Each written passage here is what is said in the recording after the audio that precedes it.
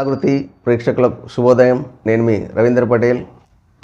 ఈరోజు కొన్ని ప్రముఖ పత్రికలు చూసినట్టయితే ముఖ్య విషయాలు ఈ విధంగా ఉన్నాయి. ఇజ్రాయిల్ లక్ష్యం ఖమేనీ, ఇరాన్ అణుస్థావరాలు, చమురు క్షేత్రాలపై గురి, ఆ దేశ ఆర్థిక మూలాన్ని దెబ్బతీయడమే ధ్యేయం, భద్రతా క్యాబినెట్తో నెతన్యాహు భేటీ, ఏ క్షణమైన దాడులు, లెబనాన్లోకి ప్రవేశించిన ఐడిఎఫ్, హెజ్బుల్లాతో హోరాహోరీగా భూతల దాడులు, ఘర్షణలో 8 మంది ఇజ్రాయెల్ సైనికుల మృతి, పశ్చిమాసియాలో క్షణం భయం. ఇది దానికి ఇజ్రాయెల్కు అమెరికా సాయం. ఇక్కడ ఏదైతే యుద్ధం జరుగుతుందో యుద్ధం వల్ల ఈ రెండు దేశాలకు వచ్చే ఇబ్బంది ఉన్నది. క్షిపణి దాడులు జరుగుతున్నాయి, భూతల దాడులు జరుగుతున్నాయి. కాకపోతే నష్టం జరిగేది ఏంటంటే ఇప్పుడు క్షేత్రాలు అంటున్నాయి కరెక్టే, కానీ ఇక్కడ జరిగేది ఏంది? ప్రజలు ఇబ్బంది పడుతున్నారు. ఇక్కడ దేనికోసం యుద్ధం చేస్తున్నారు? ఎవరి కోసం యుద్ధం చేస్తున్నారు? ఏమి సాధించాలని యుద్ధం చేస్తున్నారు? ఏదైనా శాంతియుతంగా పరిష్కరించుకున్నట్టయితే ఈ సమస్య రాదు కదా. ప్రతిదానికి యుద్ధమే పరిష్కారం కాదు కదా. ఇక్కడ జరిగేది ఏంటంటే ఎంత జరిగినా నష్టం ప్రజలకే జరుగుతుంది. అది ఏ దేశంకైనా కావచ్చు. వీళ్ళిద్దరి కోసం అని చెప్పేసి ప్రజలు ఎందుకు నష్టపోవాలా? కాబట్టి ప్రపంచ దేశాలు ఏతున్నాయో దీని కోసం దృష్టి సారించి ఇది శాంతియుతంగా, యుద్ధం కాకుండా శాంతియుతంగా చర్చలతోటే ఈ పరిష్కారం లభించే విధంగా ప్రయత్నం చేస్తే ఎంతైనా బాగుంటుంది. అదేవిధంగా ఇప్పుడు నడుస్తున్న యుగం ఏఐ యుగం, డిజిటల్ దోస్త్. ఇప్పుడు మనకి ఏంటంటే ఏదో ప్రతి మనిషికి ఒక దోస్త్ అవసరమే కదా. ప్రతి దాని గురించి ఏదైనా కానీ చర్చించుకోవాలన్నా, మనకు అంతరంగ విషయాలు చర్చించుకోవాలన్నా ప్రతిదాన్ని కూడా దోస్తుల మీద కొంచెం ఆధారపడి ఉంటాం. అందుకని ఇంతకుముందు గతంలో సినిమా పాట కూడా ఉండే, ఏది దోస్త్ మేరా దోస్త్ అని పాట ఉండే. అదే దాన్ని దృష్టిలో పెట్టుకోనుకోవచ్చు. ఇప్పుడు డిజిటల్ దోస్త్ వస్తుంది. ఏఐ అయితే ఫ్యూచర్ యుగం ఉందో దాంతో చాలామంది ఇప్పుడున్న ఎవరైతే యువకులు ఉన్నారో ఏమి దీనికి దృష్టి సారిస్తున్నారు.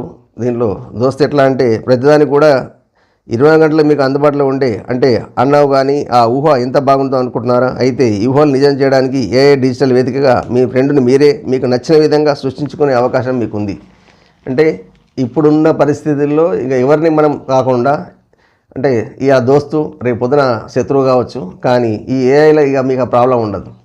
ఎందుకంటే మనం అనుకున్న దోస్తును అనుకున్నట్టుగా మనం సృష్టించుకోవచ్చు. ఈ దిశగా ఏదైతే ప్రయత్నాలు జరుగుతున్నాయో దీన్ని అందరూ కూడా ఏదైతే వస్తుందో మంచికి ఉపయోగించుకోండి. ప్రతిదాని కూడా మంచి చెడులు ఉంటాయి. దీనిలో కూడా ఎంతవరకు మంచిది అంతో ఆ మంచినే ఉపయోగించుకున్నట్టయితే మీకు ఇబ్బందులు ఉండవు. దీన్ని చెడుకు ఉపయోగించినట్టయితే నష్టం జరుగుతుంది. కాబట్టి ప్రతిదానిలో కూడా మంచిని స్వీకరించండి, చెడును వదిలేయండి. అదేవిధంగా సీతారామ పనుల్లో మరో ముందడుగు, 2000 కోట్ల డిస్ట్రిబ్యూటర్ల నిర్మాణానికి రేపో మాపో టెండర్ ప్రకటన, త్వరలో మరో 2000 కోట్ల పనులకు శ్రీకారం. ఇది పూర్తయితే మనకు డిస్ట్రిబ్యూటర్ల టెండర్ ప్రక్రియ శ్రీకారం చుట్టాలని నిర్ణయించింది. ఉమ్మడి ఖమ్మం జిల్లాలో 3.28 లక్షల ఎకరాల కొత్త ఆయకట్టుకు 3.45 లక్షల ఎకరాల స్థిరీకరణకు సీతారామ ఎత్తిపోతల పథకాన్ని 2016లో చేపట్టారు. మొదట కొన్ని కోట్లతోటి పాలనాపై ఉన్న అనుమతులు వచ్చినాయి. 2018లో కూడా ప్రభుత్వం దాన్ని సవరించింది. ప్రధాన కాలువ, లిఫ్ట్ పనులు 8 ప్యాకేజీలుగా విభజించి చేపట్టగా ఇందులో ఎక్కువ పనులు 95% వరకు పూర్తయ్యాయి. ఈ ఏడాది ఆఖరుకు మిగిలిన పనులు కూడా పూర్తయ్యే అవకాశం ఉంది. ఆగస్టు 15 పంపు హౌజ్ను ప్రారంభించిన ముఖ్యమంత్రి రేవంత్ రెడ్డి డిస్ట్రిబ్యూటర్ పనులను 2026 మార్చి నాటికి పూర్తి చేస్తామని ప్రకటించారు. ఇది పూర్తయితే చాలామంది రైతులందరూ కూడా మేలు జరుగుతుంది. అదేవిధంగా హైడ్రాకు రాహుల్ గాంధీకి ఏం సంబంధం? ఆ పేరుతో మా పార్టీ నేతలు రూపాయి వసూలు చేసినట్లు నిరూపించగలరా? కేటీఆర్కు పీసీసీ అధ్యక్షుడు మహేష్ కుమార్ గౌడ్ సవాల్. బారాసా నేతలు దాదాపు 800 చెరువులను కబ్జా చేశారని ఆరోపణ. ఇది హైడ్రా కాంగ్రెస్ అగ్రనేత రాహుల్ గాంధీకి ఏం సంబంధం అని పీసీసీ అధ్యక్షుడు ఎమ్మెల్సీ మహేష్ కుమార్ ప్రశ్నిస్తున్నారు. హైడ్రాసు కాంగ్రెస్ నేత రాహుల్ గాంధీని నడిపిస్తున్నాడని కేటీఆర్ చేసిన ఆరోపణలను ఆయన ఖండించారు. ఇది ఏం సంబంధము అంటే ఇక రాజకీయాల్లో ఆరోపణలు ప్రత్యారోపణలు, అసలు ఏదైనా కానీ ఆరోపణలు ఆహ్లాదకరమైన వాతావరణంలో ఉండాలి తప్ప మరీ వ్యక్తిగతంగానే ఉంటే అది ఎవరైనా కానీ బాగుండదు. దాంతోపాటుగా ఎవరిని కూడా జరిగే నష్టం ఎవరికి? మూసీ కుంభకోణం వెనుక రాహుల్, పేదల ఇళ్లపైకి బుల్డోజర్లను పంపిస్తున్నారు. పిల్లాడు పిలిచినా వస్తానన్న ఆయన ఇప్పుడు ఎక్కడున్నారు? కేటీఆర్ తీవ్ర ఆరోపణలు. ఇది గతంలో ఎలక్షన్ టైంలో ఉంటున్నది. అప్పుడు రాహుల్ గాంధీ పిల్లలు పిలిచినా నేను వస్తా అని చెప్పి అన్నాడు. దానికి పేదలపైకి బుల్డోజర్లు ఏదో పంపిస్తున్నారు అంటున్నారు. ఇక్కడ జరుగుతుంది ఏంది, ఏదైతే హైడ్రా అని ఇప్పుడు ఏదైతే మనం అక్కడ ప్రతి ప్రజల గుండెల్లో రైళ్లు పరిగెత్తున్న హైడ్రా అవుతుందో దాని చుట్టే రాజకీయం తిరుగుతుంది. ఇప్పుడు వేరే విషయాలన్నీ మర్చిపోయినట్టున్నారు. ఏది జరిగినా హైడ్రా మీద జరుగుతుంది. వాస్తవంగా అక్కడ నిజంగా కబ్జా చేసిన వాళ్ళు ఎవరైతే ఉన్నారో వాళ్ళను మీరు కూలగొడుతున్నారు. ఇప్పటికి కూడా కొత్త బిల్డింగ్లు కొన్ని కడుతున్నారు. కట్టినప్పుడు రేరా అని చెప్పేసి కొత్తగా ఇంతకుముందు వచ్చింది కదా, మరి రేరా పర్మిషన్ ఉందని చెప్పేసి కూడా ఫ్లాట్లు చేసి అమ్ముతున్నారు. ఫ్లాట్లు అన్నీ చేస్తున్నారు. మరి దాని మీద కూడా మీరు ఆలోచించాలి కదా. కొత్త బిల్డింగ్లు ఎందుకు కడుతున్నారు, పర్మిషన్ ఇచ్చిన వాళ్ళు ఎవరు, కూలగొట్టడం ఏదైతే ధ్యేయం ఏంటంటే కూలగొట్టేదానికి ఒకటి నగర సుందరీకరణ అని చెప్పేసి మీరు ఏదైతే చేస్తుంటారో అది బాగానే ఉంది. కానీ ఆ సుందరీకరణలతోటి ఎందరి జీవితాలు రోడ్డుపైకి వస్తున్నాయి అనేది కూడా ఆలోచించిన అవసరం ఎంతైనా ఉంది. సుందరీకరణ అవసరమే, దాంతోపాటు మరి జీవితాలు ఏం కావాలా ప్రజలు, నిరుపేదలు ఎవరైతే ఉన్నారో వాళ్ళందరికీ కూడా ఇప్పుడు దసరా వర్కర్లందరికీ డబుల్ బెడ్రూమ్ ఇస్తా అంటున్నారు. ప్రభుత్వం చెప్తున్నది వాస్తవమే. డబుల్ బెడ్రూమ్ ఇస్తే వాళ్ళకి ఇక్కడి నుంచి గూడు తీసి ఇంకో గూడు ఇస్తున్నాం. కానీ వీటికి కారణం ఎవరు అన్నది కూడా ఎవరు కూడా ప్రశ్నిస్తలేరు, ఆ తరఫున ఆలోచిస్తలేరు. అసలు ఇది జరగడానికి మూల కారణం ఎవరెవరు లింకులు ఉన్నాయి. ఇక్కడ అధికారుల సమన్వయ లోపం చాలా ఉంటుంది. ఎక్కడ ఏంటండి, మున్సిపాలిటీ కావచ్చు, అక్కడ ఉన్న గ్రామ పంచాయతీ కావచ్చు, మిగతా అధికారులు ఏంటంటే ఇప్పుడు పర్మిషన్ ఇచ్చిన వాళ్ళు ఎవరు, ఎలక్ట్రిసిటీ ఎవరు పెడుతున్నారు, రోడ్లు ఎవరు వేస్తున్నారు, ఇక్కడ అంటే ఎవరికి సంబంధం లేకుంటున్నది. ఒకరికి సంబంధం లేకుండా ఇక్కడ నష్టం ఎవరు జరిగింది అంటే ప్రజలకే. పెద్ద ఉన్నోళ్ళకైతే ఇబ్బంది ఏం లేదు. చిన్న కుటుంబాలు చిన్న కుటుంబాలు ఏవైతున్నాయో అక్కడ ఉన్న ఇంటికి అనుబంధం అన్నది ఏర్పడుతుంది. ఎందుకంటే తండ్రులు కట్టిన తాతలు కట్టిన ఇల్లు ఉన్నాయి కాబట్టి ఆ అనుబంధం అనేది రాదు కదా. మీరు డబుల్ బెడ్రూమ్ ఇస్తున్నారు, సంతోషమే, ఆ ఇంట్లో పోయి ఉండడానికి ఇబ్బంది లేదు జనాల కొందరికి. కానీ కొందరికి ఏంటంటే అనుబంధం అన్నది దాని విడదీయలేని అనుబంధం ఉన్నది. ఆ రకంగా ఉన్న వాళ్ళ అనుబంధాన్ని ఎవరు తెచ్చిస్తారు. కాబట్టి ఇక ముందన్నా ఇటువంటిది చర్యలు తీసుకోవాలనుకున్నప్పుడు ఏది ఇబ్బంది జరగకుండా ప్రజలకు అధికారులు ఎవరైతే ఉన్నారో ఇప్పుడు అధికారులను కూడా మీరు ప్రశ్నించండి. జరగడానికి కారణం ఎవరు, ఎక్కడైనా కార్యక్రమం ఉన్నది అనుకుంటే చెరువు ఉంది, చెరువును ఖచ్చితంగా హద్దులు వాతండి. హద్దులు లేకుండా మీరు వదిలేసిర్రు. ఇప్పుడు ఏంటంటే ప్రజలందరూ ఆక్రమించుకున్నారు. అక్కడ పెద్ద బిల్డింగ్లు వేసినాయి. దానికి కూడా రాజకీయ నాయకులు కారణం కావచ్చు. వాళ్ళ హృద్బలంతో అధికారులు కూడా నిమ్మకు నీరెత్తినట్టు ఉండొచ్చు. కాబట్టి అధికారులారా ఇప్పటికైనా తస్మత్ జాగ్రత్త. ఇక ముందైనా కళ్ళు తెరవండి. మీ ఏదైతే ప్రభుత్వం సంబంధించిన భూములు కానివ్వండి, చెరువులు ఏదైతే ఉన్నాయో అక్కడ హద్దులు పెట్టండి. ప్రభుత్వ భూములను కాపాడాల్సిన అవసరం ఎంతైనా ఉంది. కాబట్టి ఆ తరఫున ఆలోచించండి. ఇక ముందు ప్రజలకు ఇబ్బంది కలగకుండా, ఇప్పుడు జరిగిపోయిన నష్టం జరిగింది, ఇక ముందు ప్రజలకు నష్టం జరగవద్దు అంటే మీరు ఖచ్చితంగా మీ ధర్మాన్ని నిర్వర్తించినట్టయితే ఈ పరిస్థితి పునరావృతం కాకుండా ఉంటుంది. అదేవిధంగా విజయవంతమైన ఉద్యమం స్వచ్ఛ భారత్, ఇటువంటి ప్రయత్నాలతోనే దేశం పరిశుభ్రం. స్వచ్ఛతా కార్యక్రమానికి 10 ఏళ్ళు పూర్తయిన సందర్భంగా ప్రధాని మోడీ ఇది 10 ఏళ్ళ క్రితం మనం బీజం వేయడం జరిగింది. అది ఇప్పుడు మహావృక్షం అవుతుంది. దీనిలో ప్రతి ఒక్కరు కూడా భాగస్వామ్యం అయితే మనం పరిసరాల శుభ్రత ఉంచుకున్నట్టయితేనే అన్ని రకాలుగా మనం శుభ్రంగా ఉంటాం. కాబట్టి ప్రతి ఒక్కరు కూడా ఆలోచించండి. ప్రతి ఒక్కరు మన ఇల్లు ఎంత శుభ్రంగా ఉండాలనుకున్నామో మన ఇంటి చుట్టుపక్కల శుభ్రంగా ఉండాలా. అదేవిధంగా మన నగరము, మన గల్లీ ఈ రకంగా అయినట్టయితే మన దేశం మొత్తం కూడా శుభ్రత ఉంటుంది. ప్రతి ఒక్కరు కూడా ఏం చేస్తాం, అడ్డపడి తింటున్నారు, తొక్క అక్కడ పడేస్తారు. తొక్క ఎక్కడ పడాలన్న ఆలోచన లేకుండా మనం తినేసినాము పడేసినాము అంతే. చాకలి తింటున్నాము పడేస్తున్నాము, పేపర్ చుడుతున్నాము, రోడ్డు పైన ఇస్తున్నాము. అలా కాకుండా శుభ్రత ఏది ఎట్లా ఉపయోగించుకోవాలన్నది ఉపయోగించుకున్నట్టయితే మనకి ప్రాబ్లమ్స్ అనేవి రాకుండా ఉంటాయి. అదేవిధంగా మరో పేపర్ చూద్దాం. సాక్షి చూసినట్టయితే చౌకబార్ రాజకీయం, అక్కినేని కుటుంబాన్ని ప్రస్తావిస్తూ కేటీఆర్పై మంత్రి సురేఖ అనుచిత వ్యాఖ్యలు. సమంత విడాకులు, డ్రగ్స్, ఫోన్ ట్యాపింగ్లో బ్లాక్మెయిల్ ఆరోపణలతో కలకలం. సురేఖ మాటలు సరికాదంటూ రాజకీయ సినీ ప్రముఖుల నుంచి విమర్శలు. రాజకీయాల కోసం సినీ పరిశ్రమ మహిళలపై దుష్ప్రచారం చేయొద్దంటూ మండిపాటు. కొండా సురేఖ మెడలో నూలుదండ వేసిన ఘటనపై బీఆర్ఎస్ సోషల్ మీడియా ట్రోలింగ్తో వివాదం మొదలు. బట్టలు ఊడదీసి కొడతామన్న సురేఖ, ఫినాయిల్తో నోరు కడుక్కోవాలన్న కేటీఆర్. అక్కినేని కుటుంబాన్ని ప్రస్తావిస్తూ కేటీఆర్పై సురేఖ ఆక్షేపణీయ వ్యాఖ్యలు. తీవ్రస్థాయిలో విరుచుకుపడిన బీఆర్ఎస్ శ్రేణులు, లీగల్ నోటీసులు ఇచ్చిన కేటీఆర్. ఇది మహిళకు సంబంధించిన విషయమే అయినా గతంలో ఇదే కేటీఆర్ ముఖ్యమంత్రి ఇప్పుడు ఉన్న ఏదైతే రేవంత్ రెడ్డి ఒక మాజీ మంత్రి గురించి వ్యాఖ్యానించినప్పుడు కేటీఆర్ స్పందన ఏ విధంగా ఉండే, ఒక మాజీ మంత్రిని చూడకుండా మీరు ఈ విధంగా అనడం ఎంతవరకు సమంజసము అని చెప్పేసి దాని మీద ఫైర్ అవడం జరిగింది. మరి ఇప్పుడు అదే కేటీఆర్ ఏమంటున్నాడు, మీరు ఫినాయిల్ పెట్టి కడుక్కోండి అని. ఇది ఎంతవరకు సమంజసం? దీన్ని కూడా వాళ్ళ తనకే వదిలేస్తున్నా. ఎందుకంటే మహిళలను గౌరవించాలని చెప్పేమంటే మాట తీరేస్తుందంటే పూటకో మాట మాట్లాడకుండా మహిళలను గౌరవించాల్సిన ప్రతి ఒక్కరికి ఉంది. అది ప్రతిపక్షంలో ఉన్న రూలింగ్లో ఉన్న మహిళా గౌరవం మాత్రం కాపాడాల్సిన అవసరం ఎంతైనా ఉంది. అది బాధ్యతాయుతమైన ఎమ్మెల్యే పదవి నుండి కూడా ఈ రకంగా సంబోధించడం అనేది కరెక్ట్ కాదు. అయితే ఇది ఏదైతే ఉందో, ఇప్పుడు ఫోన్ ట్యాపింగ్ ఏదైతే ఉందో, ఫోన్ ట్యాపింగ్ జరిగిన తర్వాతనే ఇది జరిగింది అని చెప్పేసి ఒకసారి అన్నారు. కాబట్టి ఈ ఫోన్ ట్యాపింగ్ పైన ఆల్రెడీ కోర్టులో కేసు నడుస్తున్నట్టుంది. కాబట్టి దాని గురించి మనం చర్చించలేదు. ఇప్పుడు ఏదైతే ఈమె విడాకుల విషయంలో ఆమె వ్యక్తిగత విషయం, సినీ పరిశ్రమలో ఓ మహిళ ఉండడానికి బయటకు వచ్చి నిలబడి పోరాటానికి చాలా ధైర్యం, బలం కావాలని కొండా సురేఖ దయచేసి చిన్న చూపు చూడకండి. ఇది ఒక ఫ్యామిలీకి సంబంధించిన విషయం. ఇప్పుడు ఆ ఫ్యామిలీ మొత్తం రోడ్డు మీద తీసుకొస్తున్నారు. దీని మీద ఏదైతుందో ఒక కమిటీని కానీ లేదా ప్రస్తుతం ఉన్న హైకోర్టు జడ్జితో కానీ దీని మీద పూర్తి విచారణ జరిపి నిజాన్ని నిగ్గు తేల్చి ఈ సమస్యను ఏదైతుందో దాని పరిష్కార దిశగా ప్రజలందరూ తెలిసినట్టయితే బాగుంటుంది.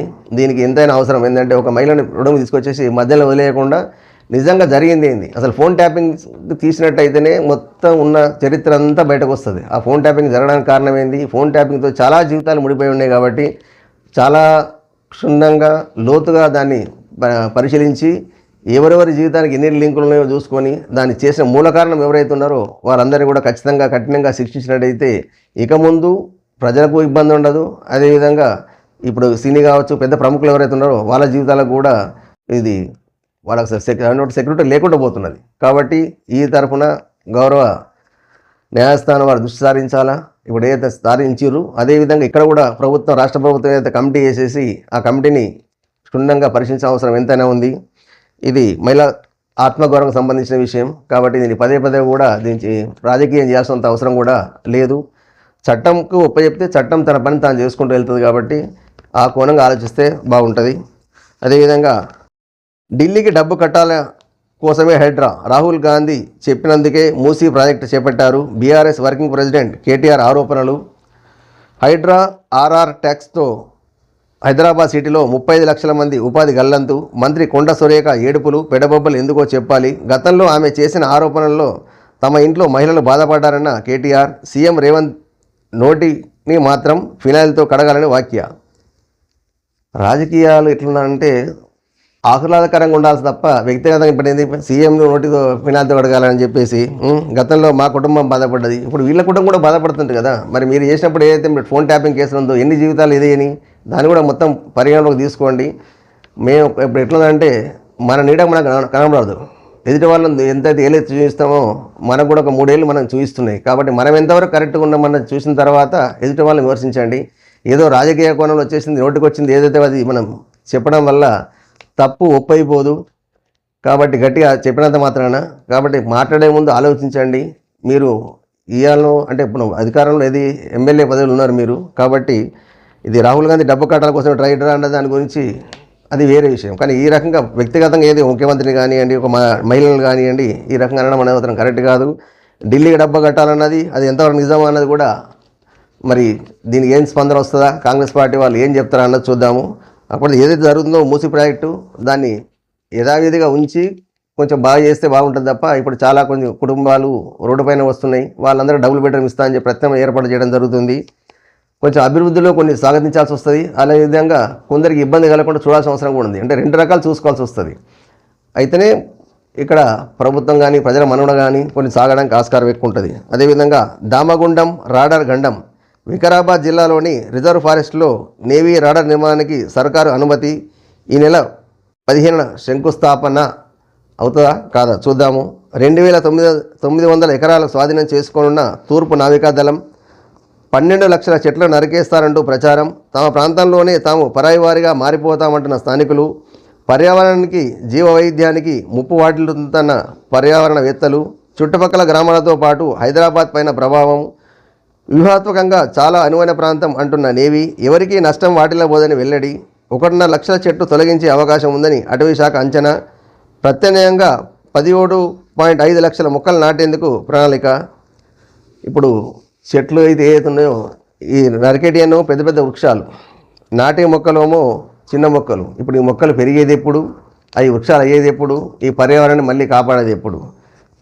ఇటువంటి ఆలోచన ముందున్నప్పుడు చెట్లు ఫస్ట్ తీయండి, ఒక్కో చెట్టు నాటండి, దాంతోపాటు ప్రజలకు ఇబ్బంది కలగదు అన్నది ఏందో ప్రజలకు ఎసరెన్స్ ఇవ్వండి. అంటే అక్కడ ఏంది, ఇది ఆర్డర్ రావడం వల్ల ఏం జరుగుతుంది, లాభం ఏముంది, ప్రజలకు నష్టం ఏమైనా ఉందా, నష్టం లేదు అన్నప్పుడు వాళ్ళు కూడా మొత్తం వాళ్ళకి వివరించినట్టయితే సమస్య రాదు కదా. అక్కడ కాకుండా ఏంటంటే ప్రజలకు రకరకాల ఊహాగానాలు రావడం వల్ల ప్రజలందరూ భయబంధకు గురవుతున్నారు. ఈ ఆర్డర్ రావడం వల్ల మాకు అక్కడ ప్రజలకు ఆరోగ్యం దెబ్బతింటాను, మా పరిసరాలను ఇబ్బంది పడతాయను, ఈ రకంగా అందరు ఏంటంటే మా ప్రాంతంలో మేము ఉండాలన్నా, అసలు కొద్ది రోజుల తర్వాత అసలు మేము ఉండాల్సిన అవసరం ఉంటుందా, లేకపోతే ఇక్కడ వెళ్ళిపోవాలి ఎక్కడన్నా, ఇవన్నీ ప్రభావం ఏంది హైదరాబాద్ వరకు కూడా వస్తూ అంటున్నారు. కాబట్టి దీనివల్ల నష్టం లేదు, ఉన్నది అన్నది అవుతుందో విశ్లేషించి ప్రజలందరికీ సభతోట లేకుంటే ఉన్నత ఎవరైతే శాస్త్రవేత్తలు ఉండో వాళ్ళందరితో కూడా కొంచెం చెప్పించినట్టయితే దీన్ని రాజకీయ కోణం కాకుండా అభివృద్ధి కోణంలో ఆలోచించాల్సిన అవసరం ఎంతైనా ఉంది. కాబట్టి ప్రతి ఒక్కరు కూడా స్వాగతించాల్సిందే. దాంతోపాటుగా ప్రతి ఒక్కరు ప్రజలకు కూడా ఏంటంటే దీనిపైన వచ్చే లాభాలు, అంటే దీనివల్ల జరిగే మంచి ఏమున్నది, దుష్ప్రభావాలు ఏమైనా ఉంటే అది కూడా చెప్పండి ఓపెన్గా. అంతే తప్ప ఇప్పుడు అందరూ ఏమనుకుంటారు, దీనివల్ల దుష్ప్రభావాలు ఎక్కువనే అనుకుంటారు తప్ప మంచి అనేది కనబడతలేదు. కాబట్టి దీని మంచి చెడుల గురించి చెప్పాల్సిన అవసరం ఎంతైనా ప్రభుత్వం పైన ఉంది, అక్కడ ఉన్న అధికారుల పైన ఉంది. కాబట్టి దీని గురించి ఆలోచించి ప్రజలకు మొత్తం పూర్తిగా అవగాహన కల్పించాల్సిన అవసరం కోరుతున్నా. అదేవిధంగా ప్రమాదంలో తెలంగాణ పట్టిసీమ గోదావరి నది మధ్యలో వెలిసిన వీరభద్రుడు, కేవలం శివరాత్రికే ఇక్కడ ధూపదీప నైవేద్యాలు, భద్రాచలం సమీపానే ఉన్న నిర్లక్ష్యం, ఇటీవల వరదల్లో దెబ్బతిన్న కొండ కింది భాగం, గోదావరి మధ్యలో ఎత్తైన కొండపైన ఉన్న ఆలయం, ఇది 100 ఏళ్ళుగా నిర్లక్ష్యం వస్తుంది. భద్రాచలం సమీపంలో ఈ గుడి ఉంది, దీన్ని ఎవరు పట్టించుకుంటలేరు. ఇది చాలా క్షేత్రమైనది, చాలా పాత పురాతనమైన గుడి.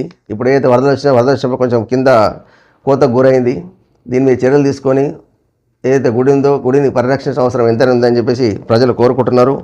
అదేవిధంగా బుల్లి ఎస్యూవీలు భలే జోరు, అమ్మకాల్లో టాప్ గేర్ దూసుకుపోతున్న Tata Punch, Hyundai Exter, Brezza, Venue, నెక్సలర్కు భారీ డిమాండ్. ఇప్పుడు అందరూ ప్రతి ఇంటికి బైకులు ఏదైతే అనుకున్నామో అదేవిధంగా బైక్తో కాకుండా ప్రతి ఒక్కరు కారు కొనాలనుకుంటున్నారు. ఆ కారు కొనాలనుకున్న ఎవరైతే అనుకుంటున్నారో వాళ్ళకి ఈ చిన్న కారు కొంచెం భలేగా నచ్చుతున్నాయి. అంటే వాళ్ళ బడ్జెట్లో ఉంటుంది కాబట్టి చాలామంది కొనుక్కుంటున్నారు, వాళ్ళ ఇంట్రెస్ట్ ఉంది కాబట్టి దాని మీద ఈ అమ్మకాల జోరు పెరిగింది. ప్రజాజాగృతి పత్రిక చూసినట్టయితే, ఆ పద్ధతి వీడకపోతే మా స్టైల్లో వెళ్తాం, హైడ్రాకు స్ట్రాంగ్ వార్నింగ్. ఇది మాజీ మంత్రి తలసాని శ్రీనివాస్ యాదవ్ ఘాటు వ్యాఖ్యలు. ఇది ఎట్లుందంటే బెదిరించినట్టే ఉన్నది. మరి ఏం చేస్తారా, స్ట్రాంగ్ వార్నింగ్ ఇస్తారు. ఆ స్టైల్ అంటే ఏంది, మరి ప్రత్యక్ష దాడులు చేస్తారా లేకుంటే మరి ఇంకేం చేస్తారా అన్న ఇట్లాంటి వార్నింగే కొంచెం గట్టిగా ఉన్నది. మరి చూద్దాం, అహింసా పద్ధతి వీడకపోతే మేము మా స్టైల్లో వెళ్తాం. అట్లా అహింస వచ్చేసింది. అదే బాధితుల ఏడుపు రేవంత్ రెడ్డికి తగులుతుందని శాపనార్థన పెట్టారు. రేవంత్ నిర్ణయాలతో ఆయన కుటుంబ సభ్యులు కూడా మాటలు పడాల్సి వస్తుందన్నారు. ఇంతమందిని బాధపెట్టి రేవంత్ ఏం సాధిస్తారని ప్రశ్నించారు. మూసి సుందరణ పేరుతో పేదల కంటి మీద కునుకు లేకుండా చేస్తున్నారని మండిపడ్డారు. పండుగల సమయంలో పేదల సంతోషంగా లేకుండా చేస్తున్నారు. ఇల్లు తొలగిస్తే ఆయా ప్రాంతాల్లో నివాసం ఉండే ప్రజలకు అక్కడ ఉండే అటాచ్మెంట్ ఎవరు ఇవ్వలేరు. పేదల ఇల్లు తీయకుండా ఉన్న దాంట్లో మూసి సుందరీకరణ చేస్తే ఎవరికి ఇబ్బంది ఉండదని హితవు పలికారు. గతంలో బీఆర్ఎస్ హయాంలో నాగోల్ ప్రాంతంలో అభివృద్ధి చేసి చూపించామని గుర్తు చేశారు. వాళ్ళ ప్రభుత్వం ఉన్నప్పుడు ఏదైతే మేము చేసినామో అంటే ఉన్న దాంట్లో సర్దుబాటు చేసుకుంటే ఈ ప్రజలందరూ కూడా ఇబ్బంది కాదు అన్నది హితవు పలుకుతున్నారు. కానీ దాంతోపాటుగా హితువుతో పాటు మా స్టైల్లో మేము వెళ్తాము అంటున్నారు. మరి అది వేచి చూద్దాం ఏం జరుగుతుందా. మరి ఏదైతే మూసినది సుందరీకరణ ఉన్నదో దాని ఇంట్రెస్ట్ ఎందుకు ఉన్నది అనుకుంటే ప్రజలు ఏమన్నా అక్కడ ఊహాగానాలు ఏమి ఇస్తున్నాయంటే ఇది రాహుల్ గాంధీ వారు చేపట్టే ప్రాజెక్టు కాబట్టి ఇది ఖచ్చితంగా అమలు చేయాలన్న ఆలోచనలో ఉన్నట్టు ప్రభుత్వం వారు ఏదైతే చేస్తున్నారో మరి అక్కడ ప్రజలు ఏమనుకుంటున్నారు అంటే ఇది ఖచ్చితంగా రాహుల్ గాంధీకి వాళ్ళకు సంబంధించి ఆయనకు ఏదో జరుగుతున్నది, ఇక్కడ ఏదో జరుగుతుందంటే వాళ్ళ కోసమనే మమ్మల్ని ఈ రకం ఖాళీ చేయిస్తున్నారని అక్కడ ఊహాగానాలు వినొస్తున్నాయి. కాబట్టి ఈ తరఫున కూడా ఆలోచించి ఎంతవరకు నిజము అన్నది కూడా ప్రభుత్వం ఏదైతే ఉన్నారో వాళ్ళు ప్రజలకు చెప్పాల్సిన అవసరం ఎంతైనా ఉంది. అదేవిధంగా ముజాఫర్ తప్పిన భారీ ప్రమాదం ఏంటంటే బీహార్ వరదల్లో చిక్కు ఉంది. ప్రస్తుతము ఇక్కడ చూసినా నీళ్లు మాత్రమే కనిపిస్తున్నాయి. దాదాపు 16 లక్షల మంది వరదల బారిన పడ్డారు. వరద నీటి నుంచి ప్రజలను రక్షించడానికి సహాయక సామాగ్రి పంపిణీ చేయడానికి పోలీసులతో పాటు ఎన్డీఆర్ఎఫ్, ఎస్డీఆర్ఎఫ్, ఎయిర్ ఫోర్స్ సహాయం తీసుకుంటున్నారు. బీహార్ వరద ప్రభావిత ప్రాంతాలకు ఎయిర్ ఫోర్స్ హెలికాప్టర్లు చేరుకొని ప్రజలకు ఆహార పదార్థాలు పంపిణీ చేస్తున్నాయి. నేపాల్లో కురుస్తున్న భారీ వర్షాల ప్రభావం బీహార్పై చూపిస్తోంది. బీహార్లో అనేక జిల్లాలు వరద గుప్పిట్లో చిక్కుకున్నాయి. అయితే తాజాగా వరదల మధ్య పెను ప్రమాదం సంభవించింది. సహాయక చర్యల్లో నిమగ్నమైన ఎయిర్పోర్ట్ హెలికాప్టర్ బుధవారం వరద నీటిలో అత్యవసరంగా ల్యాండింగ్ అయ్యింది. ల్యాండింగ్ ముజాఫర్ జిల్లాలోని ఔరా నయా విలేజ్ వార్డ్ నంబర్ 13లో జరిగింది. హెలికాప్టర్ సీతామర్హి జిల్లా నుండి సహాయ సామాగ్రిని పంపిణీ చేసి తిరిగి వస్తుండగా ఔరై నయా గ్రామంలో ప్రమాదానికి గురైంది. ప్రమాద సమయంలో హెలికాప్టర్లో 2 పైలట్లతో పాటు మరో 3 వైమానిక దళ సిబ్బంది ఉండగా వారందరూ తుట్టిలో ప్రాణాపాయం నుంచి తప్పించుకున్నారు. ప్రస్తుతం బీహార్ వరదలో చిక్కుకుంది. ఎక్కడ చూసినా నీళ్లు మాత్రమే కనిపిస్తున్నాయి. దాదాపు 16 లక్షల మంది వరద బాధితుల బారిన పడ్డారు. వరద నీటి నుంచి ప్రజలను రక్షించడానికి సహాయ సామాగ్రి పంపిణీ చేయడం దానికి పోలీసులు, ఎన్డీఆర్ఎఫ్, ఎస్డీఆర్ఎఫ్, ఎయిర్పోర్ట్స్ సహాయం తీసుకుంటున్నారు. అక్కడ ఏదైతే ఇప్పుడు జరిగిందో పాపం కొంచెం బాధాకరమైన విషయం. ఎందుకంటే వాళ్ళు ఇంత సహాయం చేయడానికి బయటకు వెళ్ళినారు. అక్కడ అనుకోకుండా ఈ హెలికాప్టర్ ఏదైతే ప్రమాదానికి గురైందో అయినా వాళ్ళు దీనికి ప్రమాదానికి గురైనా వెడవకుండా ఖచ్చితంగా మళ్ళీ సహాయానికి మళ్ళీ ముందుకెళ్తున్నారు. కాబట్టి ఎవరైతే వైమానిక దళం ఉందో వాళ్ళని మనం అభినందించాల్సిన అవసరం ఎంతైనా ఉంది. డిజిటల్ కార్డుల కోసం ఈరోజు నుండి ఇంటింటి సర్వే ఇది ముఖ్యమంత్రి చెప్పడం జరిగింది. ఇప్పుడు ఏదైతే అనుకున్నామో వారం రోజుల్లో 3 నుంచి 7 వరకు, అంటే నేటి నుంచి 7వ తేదీ వరకు ఇంటింటి సర్వే చేయడం జరుగుతుంది. ప్రతి ఇంట్లో మీ ఆరోగ్యపరమైన రేషన్ కార్డులకు సంబంధించి కానీ పూర్తి డీటెయిల్స్ అనేది తీసుకోవడం జరుగుతుంది. కాబట్టి ప్రజలందరూ కూడా మీ పూర్తి డీటెయిల్స్ వాళ్ళకి ఇవ్వండి. ఇచ్చేసినట్టయితే ఎంట్రీ అవుతుంది. మళ్ళీ మీకు డిజిటల్ కార్డు అతి త్వరలో రాబోతున్నాయి. అదేవిధంగా మా నోళ్ళు కాదు నీ నోరే యాసిడ్తో కడగాలి, కేటీఆర్పై సీతక్క ఫైర్. మాజీ మంత్రి కేటీఆర్పై తెలంగాణ మహిళా మంత్రులు ఒకరి తర్వాత ఒకరు ఆగ్రహం వ్యక్తం చేస్తున్నారు. హీరోల జీవితాలతో మాజీ మంత్రి కేటీఆరే చెలగాటలాడాలని అంటూ మంత్రి కొండా సురేఖ సంచలన వ్యాఖ్యలు చేయగా తాజాగా మంత్రి సీతక్క కూడా మాజీ మంత్రిపై తీవ్రస్థాయిలో విరుచుకుపడ్డారు. బుధవారం మీడియాతో మాట్లాడుతూ తెలంగాణ ఆడబిడ్డల పండుగ బతుకమ్మ మొదటి రోజే మహిళా మంత్రులను కించపరిచి కేటీఆర్ తన నైజాన్ని చాటుకున్నారు. ఎంగిలిపూల బతుకమ్మ రోజే కేటీఆర్ గలీజ్ మాటలు వినాల్సి రావడం దురదృష్టకరమని వ్యాఖ్యానించారు. మా నోళ్లను ఫినాయిల్తో కడగాలి అని మాట్లాడిన కుసంస్కారి కేటీఆర్ పండుగ పూట మహిళల పట్ల చీఫ్ కామెంట్ చేసే కేటీఆర్ నోటిని యాసిడ్తో కడగాలంటూ ధ్వజమెత్తారు. పండుగ పూట మహిళా మంత్రులు కించపరచడం కేటీఆర్కి ఫ్యాషన్ అయిందని, రాఖీ పండుగ రోజు బస్సుల్లో మహిళలు బ్రేక్ డ్యాన్సులు చేసుకోవచ్చు అని అన్నారని, ఇప్పుడు బతుకమ్మ పండుగ రోజున మొదటి రోజు చిట్ చాట్ పేరుతో మహిళా మంత్రుల గురించి చాలా చులకనగా మాట్లాడారని, అదే విషయాన్ని మీడియా ముఖంగా చెప్పి ఉంటే మహిళలే బుద్ధి చెప్పేవారని ఆగ్రహం వ్యక్తం చేశారు. మహిళా మంత్రులను పదే పదే కించపరుస్తూ తన దురంకారానికి కేటీఆర్ చాటుకున్నారు. చాటుమాటుగా 4 గోళ్ల మధ్య మాట్లాడడం కానీ ధైర్యం ఉంటే బహిరంగ మాట్లాడాలని నేనెప్పుడూ వ్యక్తిగతంగా ఎవరిని దూషించలేదు. దూషణలకు బూతులకు బ్రాండ్ అంబాసిడర్ మీరే. నేను మిమ్మల్ని వ్యక్తిగతంగా దూషించినట్లు ఆధారాలు చూపిస్తావా? రాజకీయాల్లో మేము ఉండకూడదు అన్న లక్ష్యంతోనే బీఆర్ఎస్ సోషల్ మీడియా ద్వారా మాపై పదే పదే అభ్యంతరకర కామెంట్స్ చేస్తుంది. కనీసం సొంత మీడియాను కూడా కట్టడి చేయాలన్న సభ్యత కేటీఆర్కు లేదు. నువ్వు ఇలానే రెచ్చిపోతే రేపు మీ కుటుంబ సభ్యులు తలదించుకోవాల్సి వస్తుంది అంటూ సీతక్క హెచ్చరించారు. ఇది ఎటుపోయిందంటే ఎక్కడో రాజకీయం పోయేసి కుటుంబ వ్యవస్థ మీద కూడా ఇది చూస్తుంది. కాబట్టి ఇది ఇటువంటి వాతావరణాన్ని ఎవరు కూడా ఎంకరేజ్ చేయొద్దు. ఏదన్నా వ్యక్తిగతంగా కాకుండా రాజకీయ కోణంలో ఏదన్నా మీరు చేయాలి తప్ప ఒక మహిళను గౌరవించాల్సిన అవసరం ఎంతైనా ఉంది. ప్రతి ప్రభుత్వంలో మహిళలు ఉంటారు, వాళ్ళని గౌరవించాల్సిన బాధ్యత ప్రతి ఒక్కరికి ఉంది. ఇది వ్యక్తిగతంగా తీసుకొని వాళ్ళ కుటుంబాలపై కూడా తీసుకురావడం అనేది కూడా ఇది బాధాకరమైన విషయమే. కాబట్టి ఎవరైనా రాజకీయ నాయకులు విమర్శ ఎట్లున్నారు, సద్విమర్శలు ఎక్కువ ఉండాలి తప్ప మరీ వ్యక్తిగతంగా తీసుకొని వాళ్ళని ఇబ్బంది పెట్టడం, వాళ్ళు మళ్ళీ మీ మీద దొమ్మెత్తిపోయడం ఇవన్నీ బాగుండదు. ఇది ప్రజలు కూడా గమనిస్తున్నారు. అంటే మీరు ప్రజలకు ఏం చెప్పాలనుకుంటారు? రాజకీయం ఎట్లున్నది అంటే ఈ రకంగా అంటే రాజకీయం ఏహ్యకరమైన వాతావరణం తీసుకురావాల్సిన అంటే వద్దని మనం కోరాల్సిన అవసరం ఎంత ఉంది. ప్రజలకు మనం ఏం చెప్పాలనుకుంటాం, ఏం చేయాలనుకుంటున్నాం అది చెప్పండి, తప్పులను ఎత్తి చూపించండి. కానీ అది ఈ రకంగా అంటే భాష అన్నది కూడా చాలా ముఖ్యం. అదేవిధంగా తెలంగాణ సైబర్ సెక్యూరిటీ భారీ ఆపరేషన్ సక్సెస్, 27 మంది సైబర్ క్రిమినల్స్ అరెస్టు. ఇది హర్షించదగ్గ విషయమే. ఇప్పటికీ దొంగల కోసం 20 రోజుల పాటు గాలించి అదుపులోకి తీసుకున్నారు. ఇంకా పట్టుబడ్డ నిందితులపై రాష్ట్రంలో 189 కేసులు ఉన్నాయి. ఇది రాజస్థాన్కు చెందిన ముఠా. కాబట్టి ఎవరైతే సెల్ ఫోన్లకు మీకు మెసేజ్ వస్తున్నాయో దాన్ని అన్నోన్ మెసేజ్ ఏదైతే వస్తున్నాయో దాన్ని ఎవరు కూడా ఓపెన్ చేయకండి. మీకు ఏదైనా జరగాలి ఇబ్బంది జరిగితే మాత్రం ఖచ్చితంగా మీరు పోలీసు వాళ్ళని సంప్రదించండి.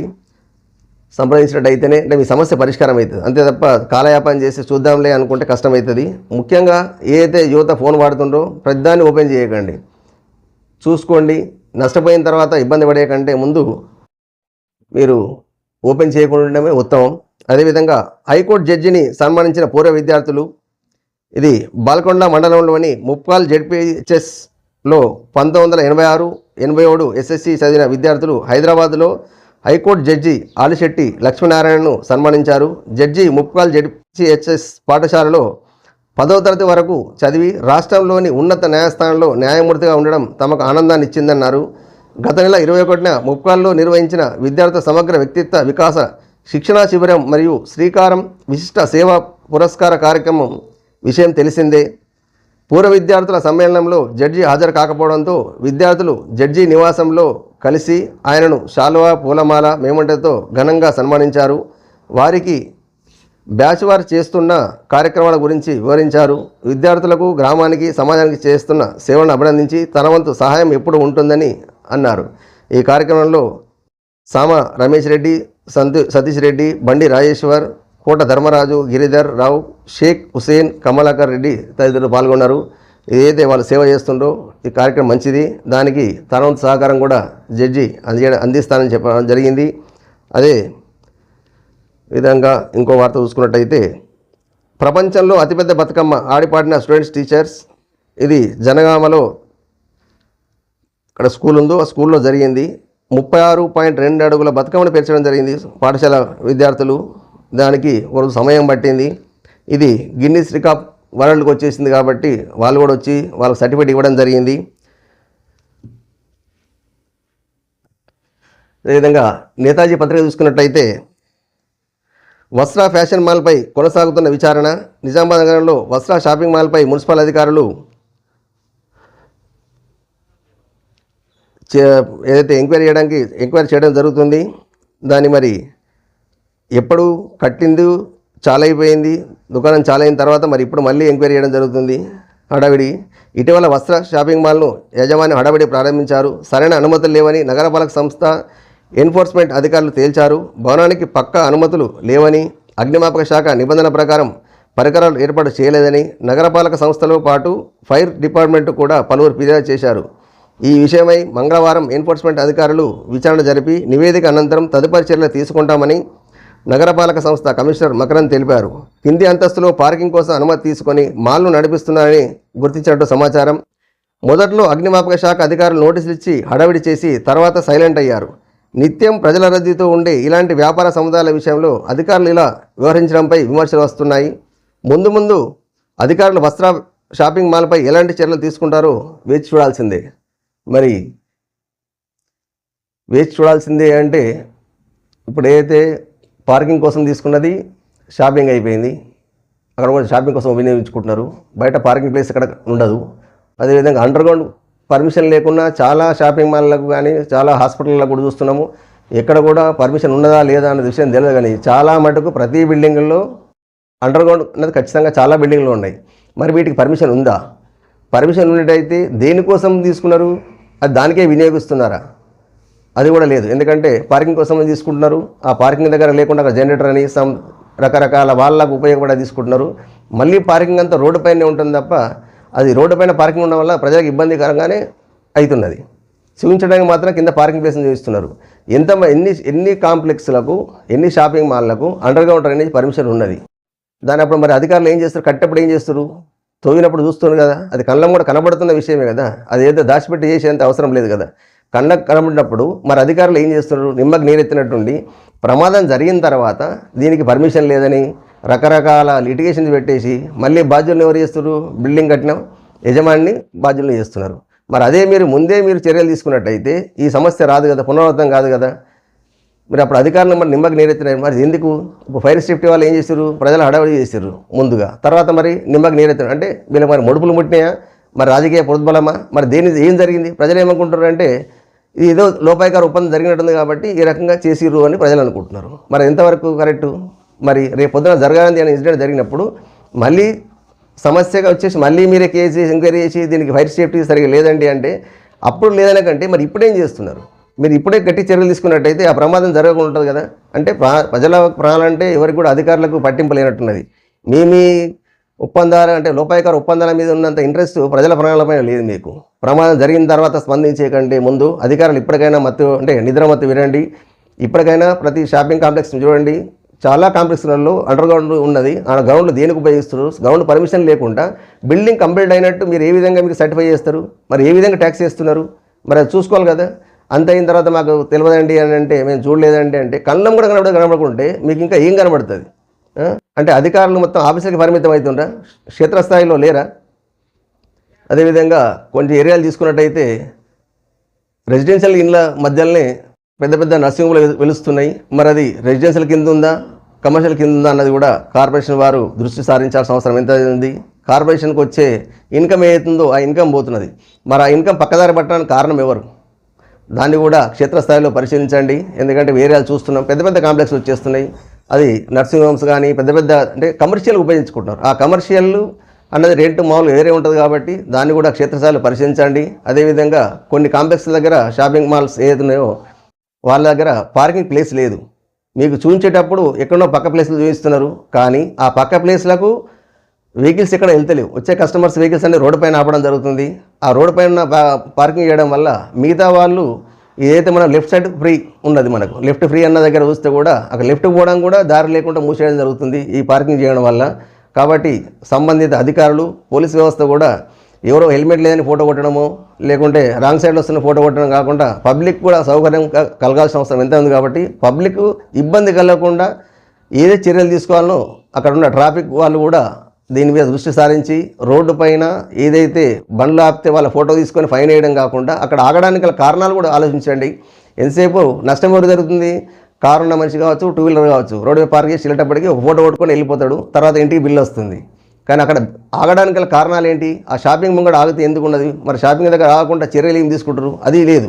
ఎంతసేపు సామాన్య మీద బాధుడు తప్ప అక్కడ దాన్ని క్లియర్ చేసినట్టయితే అక్కడ ఆగదు కదా, బండి ఆగదు కదా. మరి అక్కడ షాపింగ్ వల్ల ఏం చేయాలా? ఒక సెక్యూరిటీని పెట్టుకొని ఈ పార్కింగ్ అంతా కూడా పక్క పార్కింగ్ ఏదో ప్లేస్ ఉందో ఆ ప్లేస్కి పంపేటట్టు చూసుకోవాల్సిన అవసరం ఎంతైనా ఉంది. ఆ రకంగా ప్రయత్నాలు జరుగుతలేవు. కాబట్టి ఇక ఎవరైతే అధికారులు ఉన్నారో సంబంధిత అధికారులు ఇప్పటికైనా మొద్దు నిద్ర వీడండి. ప్రజలకు సౌకర్యవంతమైన అందియడానికి మీరు ముందుకు రండి. ముందుకు వచ్చేసి ఇక ముందు అంటే ప్రమాదం జరిగిన తర్వాత స్పందించే కంటే ముందు ప్రమాద నివారణ కోసం తీసుకోవాల్సిన చర్యలు ఏవైతున్నాయో అది ఇప్పుడే తీసుకున్నట్టయితే ఇక ముందు ప్రజల ఆరోగ్యం కూడా ఇబ్బంది ఉండదు, ప్రజలకు కూడా నష్టం జరగదు. ఇక ముందు ఎవరైనా కట్టుకుంటే కూడా ఆ ఫ్యూచర్ ఆలోచించి అదే విధంగా కట్టుకోవడానికి ప్రయత్నం జరుగుతుంది తప్ప మేము మళ్ళీ ఎంక్వైరీ చేస్తున్నాము చూస్తున్నాము అంత అయిన తర్వాత వచ్చేసి ఎంక్వైరీ చేస్తే లాభం ఏముందండి? ముందే చేసినట్టయితే ఈ సమస్య రాదు కదా. షాపింగ్ ఓపెన్ అయిన తర్వాత అంత అయినాక ఓపెన్ ఇప్పుడు చూస్తున్నాము అంటే అదే కాకుండా ముందైతే వాళ్ళు షాపింగ్ ఓపెన్ చేసుకునేవారు, వాళ్ళు ఓపెన్ చేయకపోతుంటే అదేవిధంగా ఉన్న ఎంప్లాయీస్ కూడా ఇబ్బంది కలగకపోతుండే. ఇప్పుడు వచ్చేసి మీరు ఎంక్వైరీ చేసి రేపు ఉదయం షాప్ మూసేయాలంటే వ్యాపారం నష్టపోతాడు. అదేవిధంగా ఎంతమంది అయితే వర్కర్స్ ఉన్నారో వాళ్ళ జీవితాలు కూడా మళ్ళీ పాపం ఉద్యోగం దొరికి ఉద్యోగం పోతే వాళ్ళెటు పోవాలా? ఇప్పుడు పెట్టుబడిగా ఆ రకంగా నష్టపోతారు, ఉద్యోగస్తులు ఈ రకంగా నష్టపోతారు. దీన్ని దృష్టిలో పెట్టుకొని మళ్ళీ ఏమైనా వస్తుంది మనము ఇక అయిపోయింది కదండి అందుకని చెప్పేసి నడిపేయండి అని చెప్పేసి మళ్ళీ అనడానికి ఆస్కారం కూడా ఉంది. కాబట్టి ఇక ముందైనా ఇటువంటిది పునరావృతం కాకుండా అధికారులు గట్టి చర్యలు తీసుకోవాల్సిన అవసరం ఎంతైనా ఉంది. చిల్లర రాజకీయాలు మాని ఉందాగా వివరించు కేటీఆర్. రాష్ట్ర పరిపాలనలో రాహుల్ గాంధీ గారి ప్రస్తావన తేవడం కేటీఆర్ అవివేకానికి నిదర్శనం. మీ మాదిరిగా రాహుల్ గాంధీ కుటుంబం అని భావించకండి. రాహుల్ గాంధీ గారిపై బీఆర్ఎస్ పార్టీ నేత కేటీఆర్ మాట్లాడిన మాటలకు పీసీసీ వర్కింగ్ ప్రెసిడెంట్ మాజీ ఎమ్మెల్యే జగ్గారెడ్డి తీవ్రంగా ఖండించారు.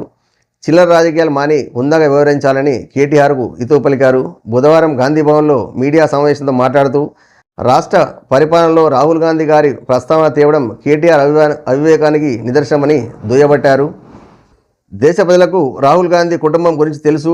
దేశాన్ని 52 ఏళ్ల పాటు రాహుల్ గాంధీ కుటుంబం పాలించింది. మీ మాదిరి రాహుల్ గాంధీ కుటుంబం అని భావించకండి. గాంధీ కుటుంబం మీద పగబట్టిన మోడీ సభ్యత్వం రద్దు చేసి ఆయన ఉండే బంగ్లా ఖాళీ చేయించారన్నారు. రాహుల్ గాంధీ చరిత్ర తెలుసుకో, ఎందుకు నోరు పారేసుకుంటున్నావు? కేటీఆర్ నెహ్రూ పుట్టిన ఆనంద్ భవన్కు కూడా దేశానికి రాసిచ్చారు. రాహుల్ గాంధీ చెబితేనే సోనియా గాంధీ తెలంగాణ ఇచ్చింది. మీరు మంత్రులు, కేసీఆర్ సీఎం అయ్యాడు. మూసీ సుందరీకరణ డబ్బులో రాహుల్ గాంధీ బతుకుతాడా? ఏమైనా అర్థం ఉందా అని జగ్గారెడ్డి ప్రశ్నించారు. KCR field worker, field leader, కానీ కేటీఆర్ ఫిల్మ్ వర్కర్. కేసీఆర్ దగ్గర ట్రైనింగ్ తీసుకో కేటీఆర్.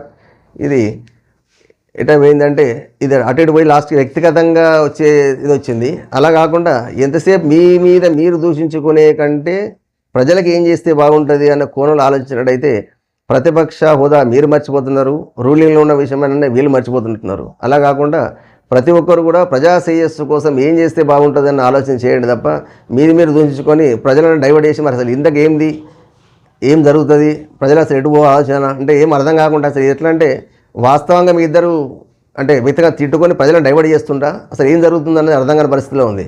కాబట్టి ఇక్కడైనా వ్యక్తిగత దూషణలు వదిలిపెట్టండి. ప్రజలకు మంచి జరగాలంటే ఏం చేయాలనే సలహాలు మీరు ప్రతిపక్షం ఉన్నారు కాబట్టి సలహాలు ఇవ్వండి. అదేవిధంగా రాష్ట్రంలో అధికారంలో ఉన్న పార్టీ ఏదైతుందో ప్రజలకు మనుగడ కోసం వాళ్ళకు ఉపాధి కావచ్చు, ఇప్పుడు ఆరోగ్యపరమైన కావచ్చు, మిగతా అటువంటి దాని మీద ఆలోచించినట్టయితే బాగుంటుంది. అంతే తప్ప కొద్దిసమానం ఈ దూషణల వల్ల వచ్చే ఉపయోగం ఏం లేదు.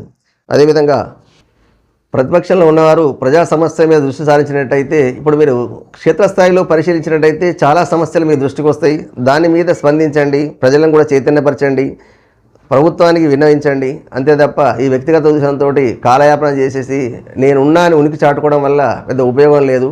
అదే మీరు ప్రజలకు సంబంధించి క్షేత్రస్థాయి తిరిగినట్టయితే ప్రజలకు మీరు ఉన్నారు అని తెలుస్తుంది. దాంతోపాటు సమస్య మీకు చెప్పుకున్నట్టయితే మీరు ఆ సమస్య ప్రజలతోటే చూసుకొని మీరు ప్రభుత్వం దృష్టి తీసుకొస్తే సమస్య పరిష్కారం తరఫున అడుగులేసినట్టు ఉంటుంది. ఆ తరఫున మీరు అందరూ కూడా ఎవరైతే హోదాలు ఉన్నారో వాళ్ళందరూ కూడా క్షేత్రాలు తిరగండి, తిరిగితేనే బాగుంటుంది. మీ నాయకులు కూడా చెప్పండి, చెప్తే అక్కడున్న సమస్యలు మొత్తం మీకు విన్నవిస్తారు. ఆ సమస్య పైన స్పందించి ప్రభుత్వం వారికి విన్నవించండి. ఆ ప్రజలకు న్యాయం జరిగే విధంగా ప్రయత్నం చేయండి. ఇప్పుడు ఎలక్షన్లు ఏదైతే వాగ్దానాలు చేయడం జరిగిందో రూలింగ్ గవర్నమెంటు, రైతు బంధు అన్నారు, రుణమాఫీ అన్నారు, దాంతోపాటుగా మహిళలందరికీ మహాలక్ష్మి పథకం అన్నారు. ఈ అన్నింటిలో కూడా అసలు ఏది జరుగుతలేదు. మరి ప్రతిపక్షంలో ఉన్న నాయకులు ఎవరైతే ఉన్నారో వీటి మీద స్పందించి దీని మీద మీరు ప్రజలను చైతన్యపరచండి. మరి ఇది ఇవ్వకపోవడం గల కారణాలు ఏంటి? చాలామందికి ఇప్పుడు రైతు బంధు రుణమాఫీ జరగలేదు, వాళ్ళకు కూడా పూర్తి స్థాయిలో రుణమాఫీ జరగాల్సిన అవసరం ఉంది. రైతు బంధు ఏదైతుందో దసరా వస్తుంది, మరి ఇంకా ఎప్పుడు వస్తుంది రైతు బంధు అన్నది అందరూ ఎదురు చూస్తున్నారు. అదేవిధంగా మహాలక్ష్మి పథకం కింద 2,000 ఏదైతే అన్నామో ఆ 2,000 కూడా మహిళలందరూ ఎదురు చూస్తుండ్రు. అది వాళ్ళకు కూడా వేయడం జరగలేదు. ఎంతసేపు ఉచిత కరెంటు కూడా వచ్చింది, సిలిండర్ మీద కొందరికి వచ్చింది, దాంతోపాటుగా ఉచిత బస్సు వచ్చింది. అంటే కొన్ని సక్సెస్ఫుల్గా చేసిండ్రు, మిగతాయి కూడా వాగ్దానం ఏదైతే ఇచ్చిండ్రు వాటిని కూడా ఈ దసరా వరకన్నా మొత్తం అంది పూర్తి స్థాయిలో మీరు చేసిన వాగ్దానాలు ఏదైతుందో అది ఫుల్ఫిల్ చేసినట్టయితే ప్రజలకు మీరు చేసిన వాగ్దానాన్ని నిలుపుకున్న వారు అవుతారు. దసరా కానుకగా ఇటువంటిది వస్తే చాలా సంతోషిస్తారు ప్రజలు. ఇంకోటి, ఎవరైతే ప్రతిపక్షంలో ఉన్నారో నాయకులు వీటిపైన ప్రజా సమస్యలపైన స్పందించండి. ప్రజలకు వీళ్ళు వాగ్దానాలు ఏది చేసిర్రు ఎలక్షన్ల కన్నా ముందు వాటి మీద స్పందించండి. ప్రజలకు అందుతున్నాయా లేవా అన్నది కూడా మీ క్షేత్రస్థాయిలో పరిశీలించండి. అప్పుడే బాగుంటుంది తప్ప ఎంతసేపు మీరు వ్యక్తిగత దూషణ కోసం వాళ్ళ మీద వీళ్ళ దూసేసి టైంపాస్ చేసేసి ప్రజలను డైవర్ట్ చేస్తారు తప్ప ఇప్పుడు ఎట్లా అందరూ ప్రజలు ఏమనుకుంటారంటే వీళ్ళందరూ ఒకటే, పిచ్చోళ్ళ మనమే, ఓట్లు వేసినాం కాబట్టి పిచ్చోళ్ళ మనమే, ఈయన ఉన్నప్పుడు ఆయన ఉన్నప్పుడు ఈయన దూషించుకోవడం తప్ప అందరూ ఒకటే, తెర వెనుక అందరూ ఒకటే, తెర ముందుకు వచ్చినప్పటికీ పీకలాడుతున్నారు. ఇదందరూ మనం డైవర్ట్ చేయడానికి తప్ప దేనికి ఉపయోగం లేదు అని చెప్పేసి ప్రజలు అక్కడ గుసగుసలు ఆడుకుంటున్నారు. మనం బయట ఉన్నప్పుడు అయితే ప్రజలు అనుకుంటారు అనమాట, వీళ్ళందరూ ఒకటే అన్న మనం చేసేది ఏం లేదు, వీళ్ళు మనల్ని మభ్యపెట్టడానికి ఇదంతా జరుగుతుంది అని. కాబట్టి ఇకనైనా నాయకులు ప్రతిపక్షంలో వాళ్ళు కావచ్చు, రూలింగ్లో కావచ్చు, ప్రజలకు మంచి చేసే విధంగా ఆలోచన చేయండి. రూలింగ్లో ప్రతి ఒక్కరు ఏమంటారంటే మేము ప్రజలకు మంచి చేయడానికే చేస్తున్నాము అని, ప్రతిపక్షంలో మేము ప్రజలకు ప్రజల కోసమే ప్రశ్నిస్తున్నామని. ప్రజల కోసం ప్రశ్నించేది ఏంటంటే ఇది వ్యక్తిగతంగా కాదు, వాళ్ళు ఏదైతే వాగ్దానాలు చేసారో ప్రజలకు జరుగుతున్న అన్యాయం గురించి స్పందించడం తప్ప మేము గతంలో ఎట్లా చేసినాము అది ఎట్లా ఉందంటే మా తాతలు నేతలు అన్నట్టు అది కాకుండా మీరు ఇప్పటికున్న వాస్తవిక పరిస్థితుల్లో ఏం జరుగుతుంది, ఏం జరిగితే బాగుంటుంది అన్నది ప్రజలకు వివరించండి. ప్రజలకు సమస్యలను కూడా తెలుసుకొని ఆ పరిష్కార దిశగా మీరు ప్రతిపక్షంలో ఉన్నారు కాబట్టి ప్రయత్నం చేస్తే ప్రజలు కూడా మిమ్మల్ని హర్షిస్తారు. కాబట్టి ఈ రకంగా ఆలోచన చేయండి. అదేవిధంగా ఇంకో వార్త చూసుకున్నట్టయితే ప్రజలు ఎన్నుకున్న ప్రభుత్వం ప్రజలు చూసి భయపడే పరిస్థితి, మాజీ మంత్రి కొప్పుల ఈశ్వర్. ప్రజలు ఎన్నుకున్న కాంగ్రెస్ ప్రభుత్వ పాలన చూసి ప్రజలు భయపడే పరిస్థితి రాష్ట్రంలో నెలకొందని మాజీ మంత్రి కొప్పుల ఈశ్వర్ అన్నారు. పెద్దపల్లి జిల్లా సంబంధించిన దాదాపు 1,00,000 మంది రైతులు రుణమాఫీ కాలేదని, ప్రభుత్వం వెంటనే రుణమాఫీ చేయాలని డిమాండ్ చేస్తూ జిల్లా కలెక్టర్ అందుబాటులో లేకపోవడంతో అడిషనల్ కలెక్టర్ అరుణాశ్రీని కలిసి జిల్లా రైతుల ఆవేదనను వ్యక్తం చేసి ఎలాంటి షరతులు లేకుండా రుణమాఫీ చేయాలని వినతిపత్రం వినతి పత్రాన్ని మాజీ మంత్రి కొప్పుల ఈశ్వర్ అందించారు. ఈ సందర్భంగా మాజీ మంత్రి కొప్పుల ఈశ్వర్ మాట్లాడుతూ దాదాపు పెద్దపల్లి జిల్లా మొత్తం మీద రుణమాఫీ కావాల్సిన రైతుల సంఖ్య 1,52,184 ఉండగా కానీ కాంగ్రెస్ ప్రభుత్వము 51,393 మంది రైతులకు మాత్రమే అని పేర్కొన్నారు. ముఖ్యమంత్రి రేవంత్ రెడ్డి ఖమ్మం సమావేశంలో రాష్ట్రంలో మొత్తం మంది రైతులకు రుణమాఫీ జరిగిపోయిందని, మా ప్రభుత్వం గొప్పగా చేసిందని, సీట్లు పంచుకొని సంబరాలు చేసుకుని గుర్తు చేశారు. మరి ఇక్కడ సంబరాలు చేసుకునేది ఏదైతుందో రుణమాఫీ అందరికి జరగలే కదా, మిగతాలు అందరూ కూడా చేయాలి కదా. ఇప్పుడు ఉన్న సంఖ్య ఎంత? 1,52,184 మంది ఉంటే అందులో 51 మందికి అయింది. ఇది 51 మందికి అయితే దీంట్లో ఎంత అయింది? 1,52,000 చిల్లర అయితే ఇట్లా 51,000 చిల్లర అయింది. అంటే ఇంకా 1,00,000 చిల్లర మంది మిగిలిపోయారు కదా. అది ఒక జిల్లాకు సంబంధించిందే ఇంత ఉంటే మరి ఉన్న జిల్లాలన్నీ 32 జిల్లాలు 33 జిల్లాలే కదా. 33 జిల్లా పరిస్థితి ఏంది? ఎంతవరకు జరిగింది? అంటే ఏంటంటే ఆరంభంగా ఏదో కొంచెం చూపించేసి మొత్తం జరిగిపోయింది అన్నట్టు చెప్తే లాభం లేదు కదా. ప్రతి ఒక్కరికి ఏమవుతుంది? ఏదో ఆశ మోచేకి బెల్లం పెట్టినట్టుంది తప్ప ఏం ఉపయోగం లేదు. కాబట్టి క్షేత్రస్థాయిలో రైతులు ఎంతమంది ఉండో నిబంధనలు ఏం లేకుండా ప్రతి రైతుకు రైతు బంధు అన్నది ఖచ్చితంగా అందాల్సిన అవసరం. రుణమాఫీ జరగాల్సిందే. మిగతాది కూడా ఇప్పుడు దసరాకు ఏమేస్తారో రుణమాఫీ ఉంది, బంధు ఏతుందో రైతు బంధు ఉందో అది కూడా ఇవ్వాల్సిందే ప్రతి రైతుకు. దానికి మళ్ళీ ఏదో ఆంక్షలు లేకుండా ఏదో రకరకాల ఆంక్షలు పెడతారు. అట్లా కాకుండా ప్రతి రైతుకు అందాల్సిన అవసరం ఎంతైనా ఉంది. కాబట్టి ప్రభుత్వం వారు ఈ తరఫున దృష్టి సారించి మీరు చేసిన వాగ్దానాన్ని ఏదో కొందరికి అందించేసి అందరి కడుపు నిండింది అనే కంటే ప్రతి ఒక్కరికి కూడా కడుపు నిండా పెట్టండి. ఏదో ముంగట నలుగురు మనం 10 మందికి పెట్టేసేసి 100 మంది భోంచేసారంటే అట్టుగా కనబడుతుంది ఇక్కడ.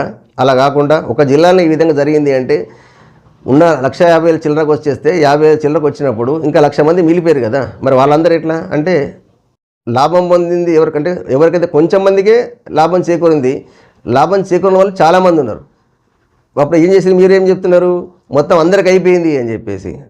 ఆ రకంగా కాదు కదా. కాబట్టి క్షేత్రస్థాయిలో వాళ్ళ లోపాలు ఏమైనా ఉన్నట్టయితే రైతులే కూడా బ్యాంక్ ఖాతాలకు ఏమైనా ప్రాబ్లమ్స్ ఉన్నట్టయితే ఆ ప్రాబ్లమ్స్ కూడా సాల్వ్ చేసి ప్రతి ఒక్క రైతుకు మన ప్రభుత్వ పరంగా రావాల్సిన ఏదైతే ఉన్నాయో అవన్నీ ప్రతి ఒక్క రైతుకు అందే విధంగా ప్రభుత్వం వారి చర్య చేసుకోవాల్సిన అవసరం ఎంతైనా ఉంది. ప్రజలకు మీరు చేసిన వాగ్దానాన్ని నిలుపుకోవాల్సిన అవసరం ఎంతైనా ఉంది. ఈ వార్తలు ఇంతటితో సమాప్తం. చూస్తూనే ఉండండి. నమస్తే.